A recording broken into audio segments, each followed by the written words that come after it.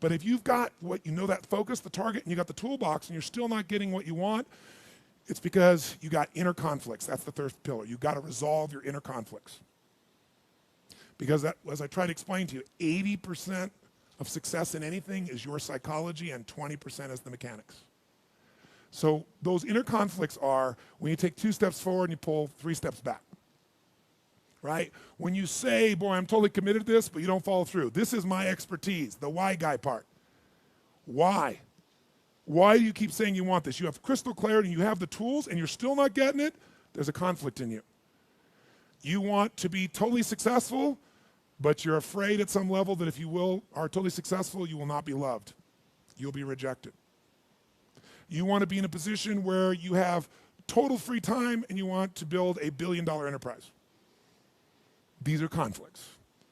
You really, truly know you got the tools and talents to make this happen, but a part of you doesn't think you deserve to succeed because it's something you did at some point in your life or something you made up. Or you think making money or being successful economically is not spiritual.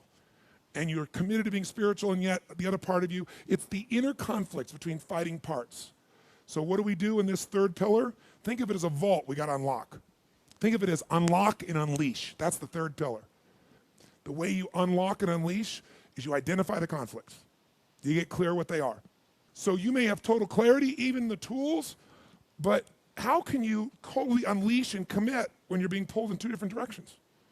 You say, Tony, how do I solve that? There isn't one way. You've got to get clear about what's most important to you today, not what you think you should do based on an old blueprint, an old belief system, your parents, society, your friends. Otherwise, you'll succeed and not be fulfilled. So once you identify the conflicts, now what you got to do is align. Align your life with what you really value. Align your life with what is most important to you. And then once you are in a position where you're aligned, guess what you'll do? Take action. You won't even have to work at it. When everything's in alignment, there's nothing pulling you away, boom, you go for it. But when you say, I want a relationship, but at the same time, simultaneously, I want to be in a position where, I never have to, I only get what I want every moment, or I never have to commit to anything, then obviously you're never going to get there. That inner conflict must be resolved. Once you align and you take action, guess what's going to happen? You're going to achieve. And once you achieve, you succeed. When you succeed, I'll tell you what you got to add to it. Celebrate, right? And then contribute. Pay it forward, if you will, as corny as that sounds. Remember the movie? Pay it forward, don't pay it back. Take what you've got, what you've learned, and bring it to someone else. And if you bring it to someone else, it continues that cycle of fulfillment, of joy, of meaning in your life. Everything works.